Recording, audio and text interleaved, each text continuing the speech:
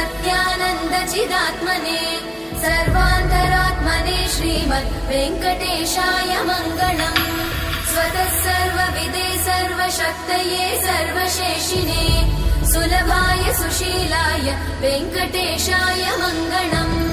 परस्मै ब्रह्मणे पूर्णकामाय परमात्मने प्रयुञ्जे परतत्त्वाय वेङ्कटेशाय मङ्गलम्। आकालतत्त्वमशान्तमात्मनामनुपश्यताम् अतृप्त्यमृतरूपाय वेङ्कटेशाय मङ्गलम्।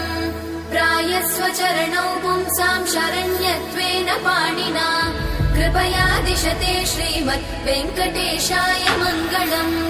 दयामृततरङ्गिण्यास्तरङ्गैरिव शीतलैः अपाङ्गैः सिञ्चते विश्वम् वेङ्कटेशाय मङ्गलम्।